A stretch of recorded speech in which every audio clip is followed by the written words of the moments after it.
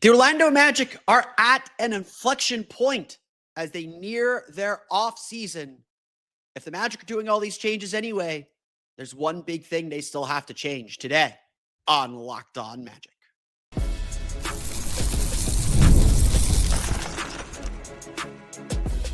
You are Locked On Magic, your daily Orlando Magic podcast, part of the Locked On Podcast Network, your team every day. And you are indeed Locked On Magic. Today is March 31st. Thank God March is over. 2026. My name is Philip Rossman. I'm the senior writer over at OrlandoMagicDaily.com. And on today's episode of Locked On Magic, we're going to turn the attention to the future. We've already made the coaching decision, and I think we all have already made that coaching decision, although only one person gets to make that decision. What does that say for Jeff Weltman? Why the pressure is now on him as we begin to eye the offseason, and we will still talk about what the Magic have to do to respond to whatever happens Sunday. I don't know what happened Sunday. I blacked out. We'll talk about how the Magic respond on Tuesday against Phoenix Suns. We'll get to that coming up here in just a moment. But first, we want to thank you again for making Locked On Magic part of your day every day, no matter for your first listen of the day or part of your regular podcast rotation. Thank you for being part of our Locked On Magic community and making the Locked On Podcast Network the #1 sports podcast network. It's your team every day. Let's stipulate a few things here. The first thing to stipulate is that the Orlando Magic are probably parting ways with Jamahl Mosley this summer. Just plain and simple. You can't have a season that is this disastrous, that is this terrible, and not have consequences. And the coach is obviously the easiest thing to change. I've had this conversation with so many people throughout the course of the year because things have been pointing in this direction since at least January. Some might argue October. Some might argue November. Some might argue this should have been done last year. Those people are wrong because Jamahl Mosley did a good job last year. The Magic are not 41-41, the 7th seed in the East, without the work that Jamahl Mosley put in. Things just didn't work out this year, and his flaws became more apparent, and it just didn't work out this year. We're going to stipulate that and assume that that is a thing that's going to happen. But like I said on yesterday's episode, a 52-point loss, because I do know what happened last night. I didn't black out. I watched that game. I recorded a 45-minute podcast on it. Go listen to it yesterday. It was a good episode, I'm told. A 52-point loss, coaching alone doesn't fix that. Franz Wagner will be out again, 22nd straight game missing the 47th of 51 games on Tuesday. Maybe he's back Wednesday. Maybe not. Who's to say? Who knows? A loss like that is on every single part of the organization. And so yesterday, and really the last few days, we've talked extensively about why it's time to move on from Jamahl Mosley. And again, let me say this. I love Mose to death. I'm sure everyone on that team loves him to death. And I'm sure everyone on that team, especially those who are key parts of the team, would probably agree, like, yeah, it's time. It's the natural life cycle. And I fully expect Jamahl Mosley to get another NBA head coaching job and to be a wild success there too. He has been a wild success here, and we will do that episode and honor everything Jamahl Mosley's given to this Magic team when the Magic ultimately part ways with him. Whether that's in 3 weeks, 4 weeks, another year from now, I doubt that. We'll give him his due because he deserves it. And I don't want people to slander him on the way out. You are disappointed in how this season went because of what Jamahl Mosley built. Don't ever forget that. We'll talk more about that when the deed is done. But this is not just a Jamahl Mosley problem. A lot of the issues that I think people have with Jamahl Mosley are really a symptom of the bigger issue with the Orlando Magic as a team right now. And so the pressure this offseason is squarely on Jeff Weltman. Now, there is some mystery about Jeff Weltman and his status moving forward with the Magic. The last time he was given a contract extension, it was assumed it was a 4-year extension, and he is not, and as far as we all know, he is not under contract for next year. So there is a little bit of uncertainty about who's going to lead the Magic. Now, people that I have talked to that would know such things or would have a say in such things, and maybe this is a few weeks old, so I will admit that maybe things have changed. Every indication I have gotten leads me to believe, and maybe you trust my judgment, maybe you don't, but all the information and all the people that I have talked to lead me to believe the Orlando Magic as an organization, as a franchise, like the job that Jeff Weltman is doing, like the direction that things are going, understand that injuries are a huge factor, and there is no compunction and no reason to move on from Jeff Weltman. If the reason why he hasn't got a contract extension is perhaps that he is preparing to retire, I mean, certainly he's been in the league for a very, very long time. I would bet, and I would feel very confident saying this, so I will say it, that the Magic would just promote Anthony Parker. As far as I can tell, and as far as I understand it, the Magic are happy with the job Jeff Weltman has done. And honestly, in the now 10 years that he has been the general manager of the Orlando Magic, or the president of basketball operations of the Orlando Magic, I would give him a B. I'd give him a B or a B minus. My criticism of Jeff Weltman, and this will be the larger point that I'm taking way too long to get to, he has done the big things right. You are disappointed today and disappointed in the season because the Magic have done so many things right. And while some of them may seem obvious, they're not. You still got to do the thing. You still got to do it. He took Paolo Banchero, and for all of Paolo's flaws, he is still an incredibly talented 23-year-old forward that is a matchup nightmare. And if he could put all of his pieces together, could easily be one of the 10 best players in the league and the kind of player you build a championship team around. He drafted Franz Wagner with the 8th pick. Saw something in him, maybe didn't even see what he became. But yeah, give him credit for that pick.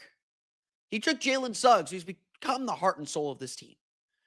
Even further back, give him credit for hiring Steve Clifford and proving that the Rob Hennigan teams had enough talent to win, just never the right coaching, never the right infrastructure. He hired Jamahl Mosley, who ushered and guided this team from a rebuilding team that could barely scratch out 20 wins to a team that we are disappointed that they're going to win 44 games. To a team that won 47 games 2 years ago, 41 last year, and is probably going to eclipse 41 this year. Again, there's maybe not, maybe they will, maybe they're not. I think they'll do better than 2-6, but we'll see. Jeff Weltman has gotten all the big stuff right. Even the Desmond Bane trade. And we all may end up watching that lottery, wringing our hands and hoping that Memphis doesn't get into the top 3 or top 4. We'll all be wringing our hands that it's not the Magic's pick that ends up at the top of the draft. But that's a trade you do every time with the information you have available. And as much as we complain about Jeff Weltman being very conservative and not being aggressive enough, he put his neck on the line, invested a chunk of this team's future in this group, and Desmond Bane's delivered everything we could have hoped for and more. But championships are won in the small things. Championships are won on getting draft picks right. You know, Tristan Da Silva has been an excellent draft pick. Jett Howard, the last lottery pick the Magic had, has not worked out. They're not going to bring Jett Howard back next year. They're not going to get him to a second contract. He hasn't been nearly the shooter that everyone thought he was. He's been what all the critics said on draft night and asking, why did the Magic reach for this player? He's punted on second-round picks, which are so vital. He's gotten a lot of free agents wrong, from Al-Farouq Aminu to Kentavious Caldwell-Pope to Tyus Jones. And all of these had the effect of hurting the Magic and keeping them from their potential. And then there are the things that he hasn't done. The punting on the trade deadline last year, not making any moves to try to improve the roster, even if you believe Jalen Suggs was coming back.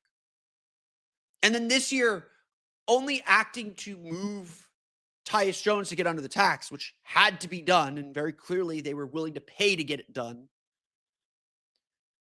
But not seeking out ways to improve this roster and give them a fighting chance.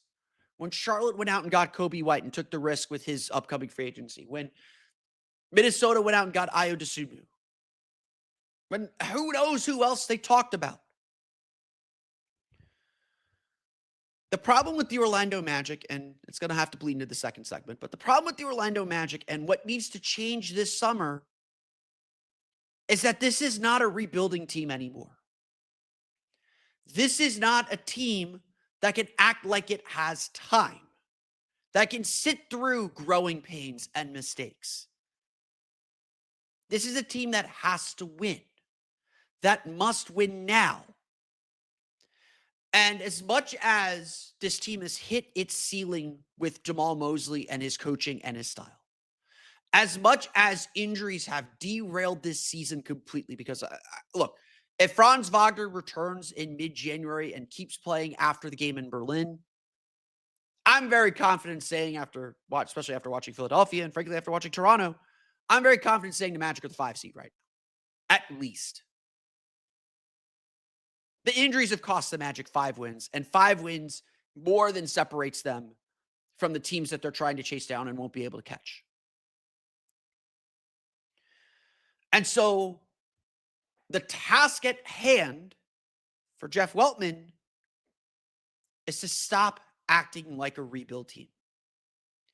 I want to explain what I mean by that, the evidence that this team still acts like a rebuilding team, and what they'll be able to do this summer to fix these problems. We'll get to that coming up here in just a moment. But first, today's episode of Locked On Magic is brought to you by friends over at 5 Hour Energy. Welcome to the 5 Hour Energy flavor draft with 18 different flavors to choose from, including new options like Confetti Craze, Fruity Rainbow, or Cotton Candy. There's something for everyone. So the board is set, the flavors are ready, and I've got my number one pick for the 5 Hour Energy flavor draft. Typically I like the vanilla-y flavors. I've done the Confetti Craze read for forever. So let's talk about another type of flavor. If I don't have Confetti Craze, if you took Confetti Craze above me and stole it from me, then I'm going to have to go with some sour apple. Sour apple is the apple that bites back. A crisp, tangy taste, delicious tart, bold, a little sweet, and a lot sour. You would think sour apple wouldn't be good for a drink. Nuh-uh. I do like a good sour apple drink. Sour apple soda is fantastic. And a sour apple 5 Hour Energy is going to slap you across the face and wake you up. 5 Hour Energy shots give you a boost with 0 sugar. So you get that slap and you don't get the sugar high. There's a lot of upcoming flavor innovations planned too, whether it's traditional flavors like fruits or those fun flavors like Confetti Craze that give you that little bit of sweetness and a little something different. So find your new favorite flavor of 5 Hour Energy shots available online at 5hourenergy.com or on Amazon. Today's episode of Locked On Magic is also brought to you by friends over at Indeed. Workplace chaos, deadlines stacking up, inbox overflowing, and the one position you have to fill still sitting open. When the pressure is on and you need the right hire, this is a job for sponsored jobs. Indeed Sponsored Jobs helps you reach the people who actually fit what you're looking for, skills, experience, location, so you're not just hoping the right candidate stumbles across your post. And here's a stat that says it all. In the minute that I've been talking to you or will be talking to you for this ad read, companies like yours made 27 hires on Indeed, according to Indeed data worldwide. So if you're hiring, spend less time searching and more time interviewing candidates who check all your boxes. Less stress, less time, more results. When you need the right person to cut through the chaos, this is a job for Indeed Sponsored Jobs. And listeners of the show will get a $75 sponsored job credit to help get your job the premium status it deserves at Indeed.com/podcast. Just go to Indeed.com/podcast right now and support our show by saying you heard about Indeed on this podcast. Indeed.com/podcast. Terms and conditions apply. Need to hire. This is a job for Indeed Sponsored Jobs.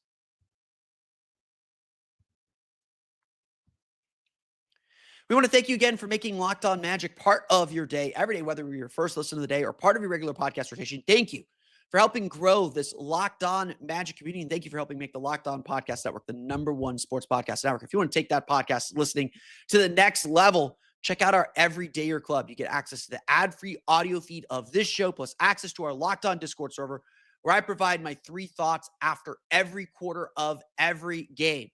So, you get my real-time thoughts of what I'm watching, what I'm paying attention to, what I'm noticing as I watch the games. And you can chat with me, ask questions for the game. I'm usually hanging out there as well. Click the link in the show notes or go to lockedonmagic.supercast.com. And if you use promo code MARCH, you'll get a free month. This is the month to do it because there's probably only about a month left in the season, regardless of what happens. 2 weeks of the season, a week of the play-in, 2 weeks of the playoffs. So you got about 5 weeks of basketball left. Head over there to lockedonmagic.supercast.com to claim your free month with promo code MARCH. So this is my hypothesis. This is my criticism, that the Magic essentially still act like a rebuilding team. And what do I mean by that? Well, some of it is certainly that there's still a lot of young players on this roster. There are a lot of players who are still kind of unformed, and the Magic are happy to sort of live with their mistakes.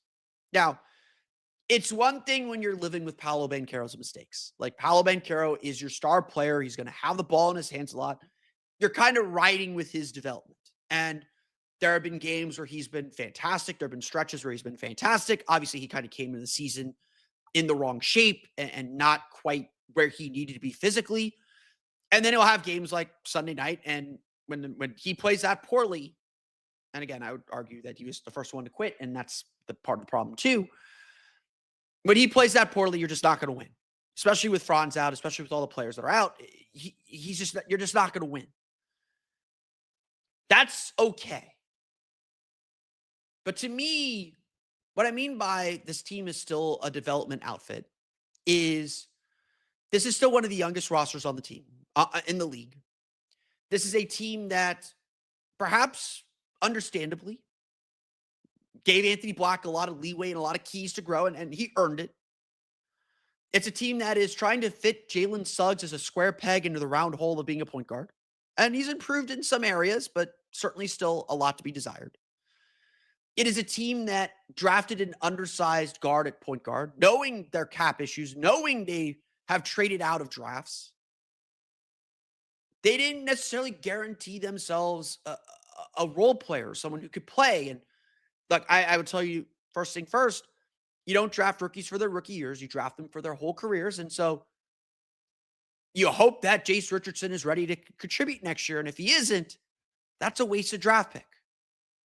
It's not that Jace is a poor player, but if they can't use him, if he can't, and he's done enough to hold his own on NBA court, like, I feel confident that you could play him a little bit. But like, Noah Penda is a great example. And I'm really excited about Noah Penda's future. I really, really am eager to see how the Magic are going to develop him. I think he can be a contributor very quickly. But right now, he's a rookie that doesn't know what he's doing. And even to some extent, the way that the Magic's offense is built. Look, the Magic's offense is not aimless. It's not something without purpose. And at the end of the day, the Magic are 16th in the league in offense rating or 17th in the league in offensive rating. Like, this is the best offense we've had in a decade plus. It's not good enough. But the Magic have been running this sort of freelance read and react offense for a long time now, under Jamahl Mosley. And if you go back to our episodes 5 years ago, those early games on the offense, which was struggling, I know I said this because this is what I believed about at the time. It's like, Jamahl Mosley's coaching the team they're going to be, not the team that they are. And so running this offense, it being a little more complex and probably a little further advanced than they needed to, than they can operate efficiently, running this kind of offense allows them to make mistakes and learn so that they will be better and more comfortable with it when they get to a time when they're ready to win. The first part, I think, was true. I think this team was made better by playing this offensive style and struggling through it and improving with it. That second part has not been true. even though the team has taken a step. That second part just isn't true. The Magic look lost. And the Magic, when they need to get a good shot, when they need to get the ball to Paolo Banchero in a place where he can score, when they need to get Desmond Bane open threes, this offense is not designed to do that. And so instead of having an offense that is designed specifically to take advantage of what makes you good as a team, we have this sort of freelance offense that at times ends up with Tristan da Silva with the ball in his hands at the end of shot clocks, or Noah Penda with the ball in his hands at the end of shot clocks, trusting them to make decisions. I mentioned this last week in the loss of the Cavs because the Magic played well against the Cavs.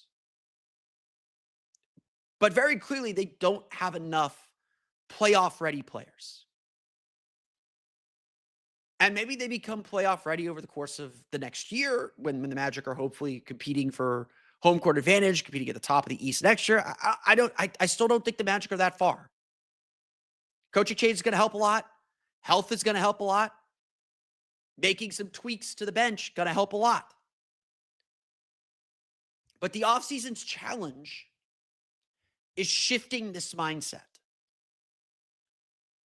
We don't have the time to wait. We don't. We need players who are going to help this team win now, because not necessarily that the championship window is open, but essentially the Magic are stuck with this roster until 2030 when they get their draft picks back. That's when Paolo Banchero's contract runs out. Like, there is something poetic a little bit about the timing of this. Or, Paolo's contract runs out in 2031? The Magic will have to make some, Magic are going to have to make some tough decisions because of the finances. Orlando next year is, as things currently stand, Orlando's about $1.7 million below the projected first apron. The only free agency money the Magic are going to have available to them are the taxpayer mid-level exception, which is going to be about a contract's combining up to about $6.1 million. They'll have the biannual exception, which is much smaller. It's like $1.2 million. The Magic are going to be dipping into the first apron next year regardless, because they're going to have to sign someone using their taxpayer MLE. They're going to have to make trades, something that Jeff Weltman has been very hesitant to do, and they've got to get them all right. Whoever the Magic bring in, they cannot miss. Because if you're running back this same team, you're one injury away from being a 500 team at best, unless Paolo takes a huge leap and is an MVP level player and can will this team to get to wins. And frankly, that is the most disappointing thing in the last 4 years, is that Paolo by himself doesn't guarantee that you're competitive. That's the part that needs to change about him. Is he needs to be consistent enough that his presence alone gives you a shot to win. Because that's what Tracy McGrady was for the Magic. That's what Dwight Howard was for the Magic. That's obviously what Shaq was for the Magic. That's what Penny was for the Magic. The Magic need all their pieces together to have a shot, it feels like. And that's where that plus-minus argument comes in with Paolo. Is, J-Dub can miss games. Chet can miss games. And Shea's still good enough to win you basketball games against quality opponents. And again, maybe we shouldn't be comparing Paolo to the best player in the league.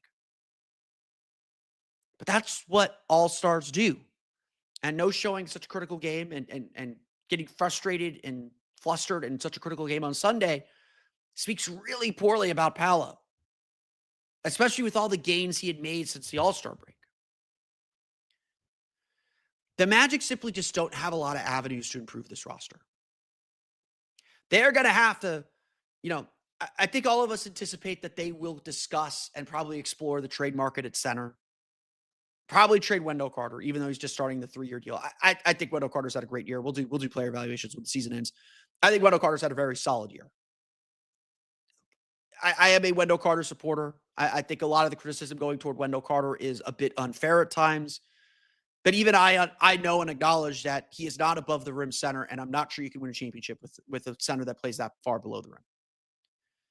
The Magic are going to have the discussion about Jalen Suggs, whether do we need to go get a point guard? I think they'll keep Jalen Suggs, but everything has to be on the table because there are just so few avenues to change things out.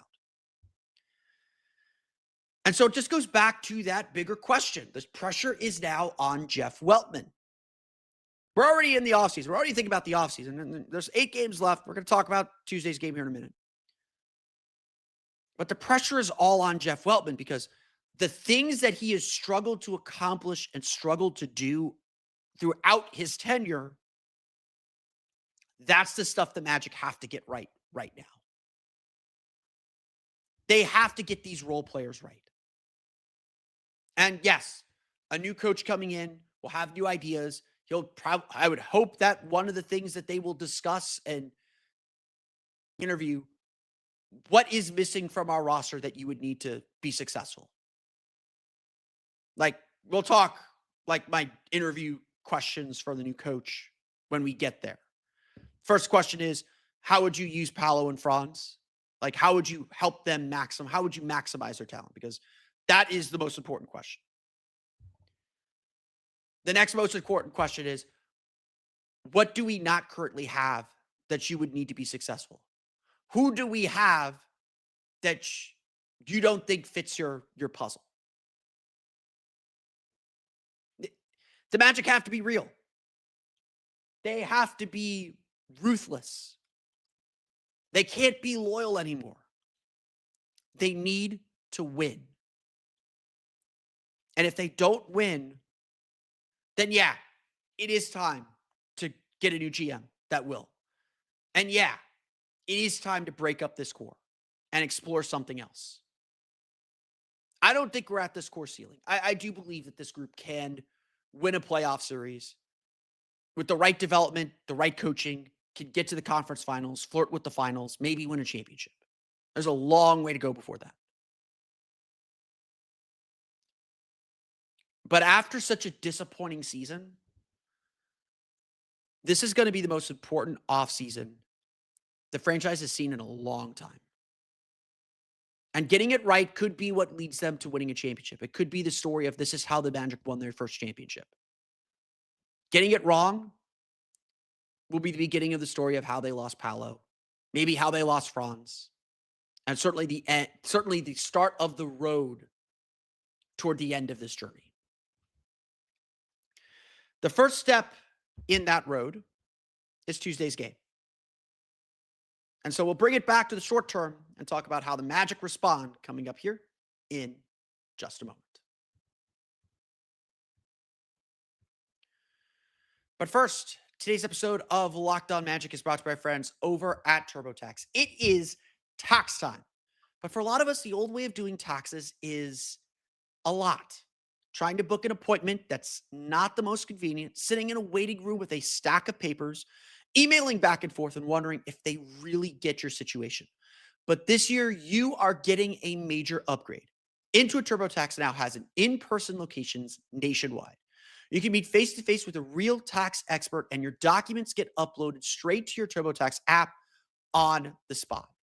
And just like that, you're done. Your TurboTax expert works to get you every dollar you deserve, while you get real-time notifications as you go about your day. It's the relief of walking in and meeting a real person and walking out knowing your taxes are being handled right. Head to TurboTax.com/local to find a store near you and book your appointment today.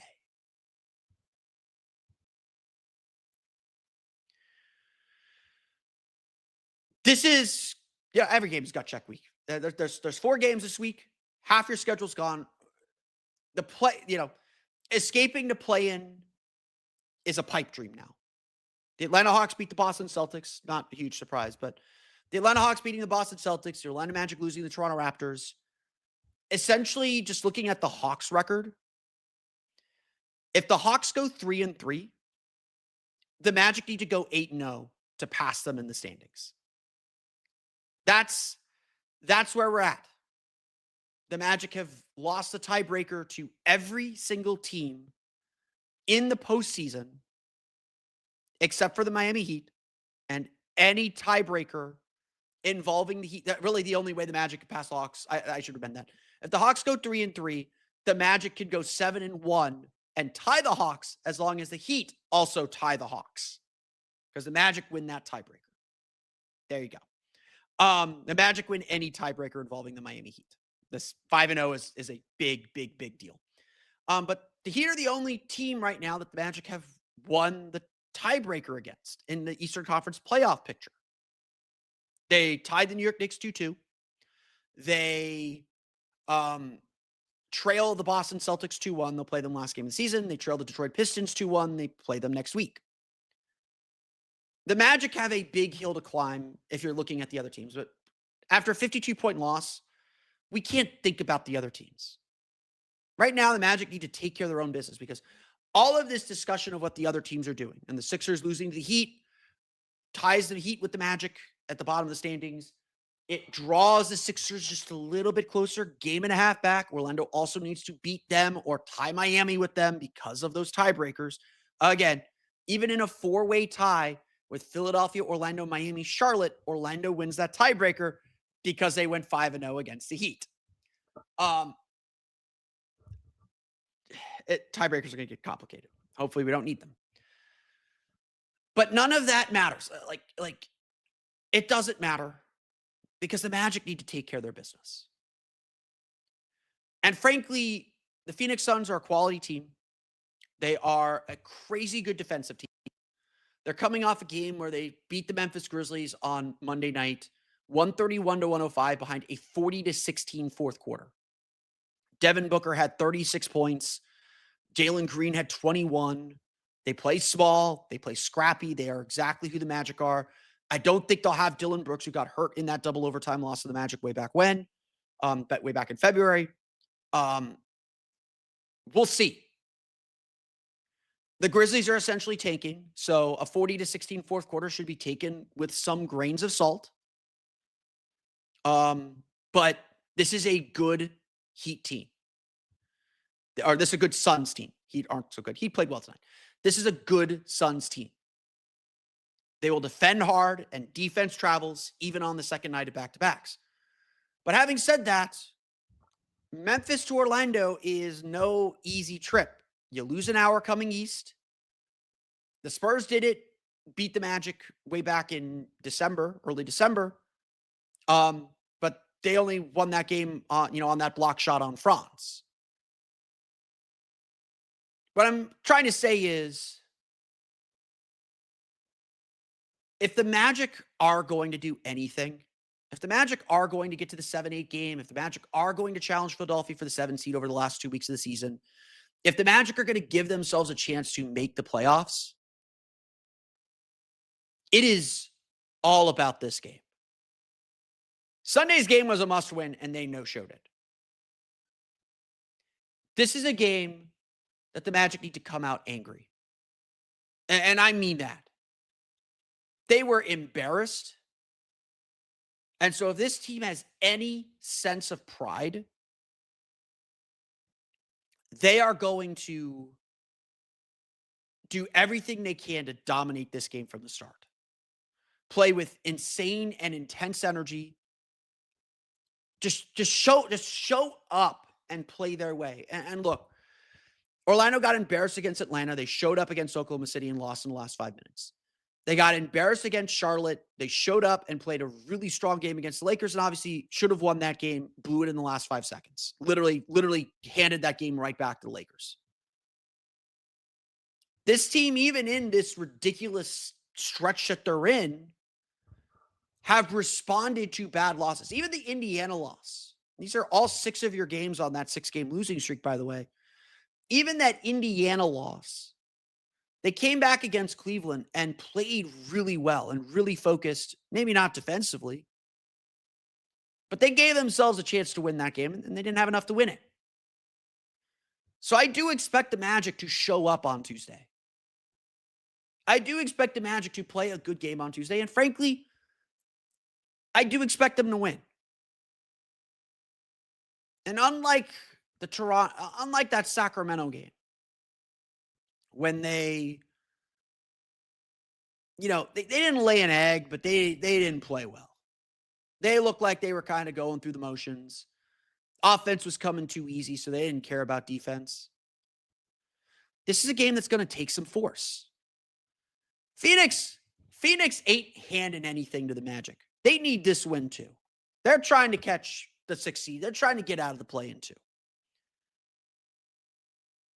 The Magic have to bring it. They do. And if they bring it, and if they play with fire, and if they play with intensity, they can put this game away early. They can take care of their business. They can feel good about themselves and give themselves the chance to just build a base for these last 8 games. And I know Atlanta on Wednesday is going to be extremely tough because the Hawks are still playing ridiculously well. Magic are 8-4 on the second nights of back-to-backs. They're 3-9 on the first night of back-to-backs. So they're going to have to buck some trends here. But I said this last week that these last 8 games are about pride. Like, we know what's happening with the coach. I've already outlined what the summer is going to look like. How the Magic respond and how the Magic try and fight back is going to say a lot to me about the character of this team. Because if you are a championship team, you care. You have to care. If you're not a championship team, they're just going to quit on this season and let it end. And to me, that's going to necessitate the bigger questions that I don't think the Magic really want to ask themselves. That's going to necessitate that, yeah, those rumors are out there. Maybe we should trade Paolo for Giannis. I don't think you should. Well, we'll address that in the offseason. I don't think you should. I don't think the Magic need that big of an overhaul. I don't think they need to shut their window down that quickly and say, oh, the window's open now, we got to go. I don't think that's what they should do. But whether you like it or not, Sunday was embarrassing. It was embarrassing.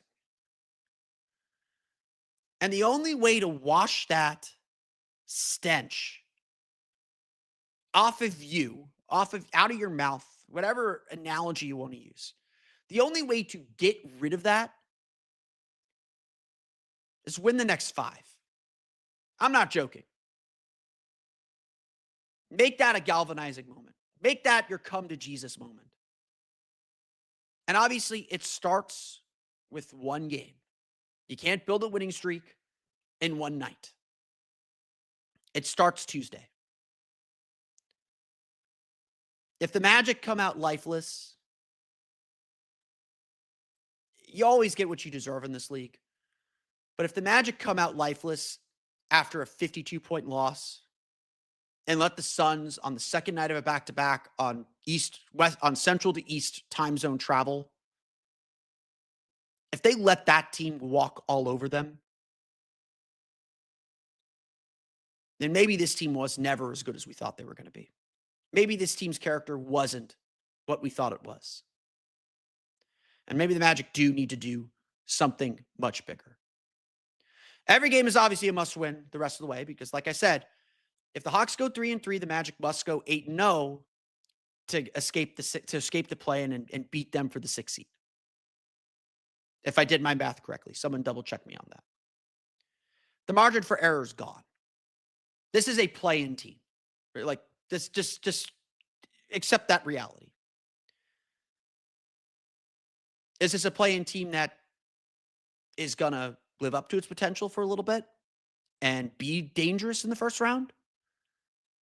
Or is this a play-in team that's just happy to be there and getting to play and is playing an extra 2 weeks of basketball before they take vacation? If they're the latter, then they need to change a lot of things.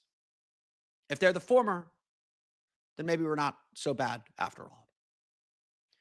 But that's going to do it for me today. I want to thank you all again for listening to today's episode of Locked On Magic. Of course, find me on Twitter at @PhilipRR_OMD and on Blue Sky at PhilipRR. You can subscribe to the podcast on Apple Podcasts, Stitcher, TuneIn, Himalaya, Google Play, Spotify, Odyssey, and all of my seasons on the podcast to your podcast enabled listening device. So you can check us out on YouTube as well. Just search for Locked On Magic. For the latest on the Orlando Magic, be sure to check out OrlandoMagicDaily.com. You can find us there on Twitter at OMagicDaily. And for even more Orlando Magic content, Be sure to check out my Patreon page, Orlando Magic Hub, at patreon.com/Orlando Magic Hub, or check out our Everydayer Club at lockedonmagic.supercast.com. You get access to our ad-free audio feed, plus the Locked On Discord server where you can talk to other NBA fans and hang out in the Locked On Magic channel as well.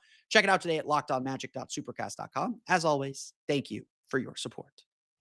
If you're on video, we're going to send you over to the first ever 24/7 national NBA YouTube channel. On audio, make sure you make your second listen NBA game night on Locked On NBA. But that's going to do it for me today. I want to thank you all again for listening to today's episode of Locked On Magic. We'll be back tomorrow to recap the Magic's game against the Phoenix Suns from the Kia Center.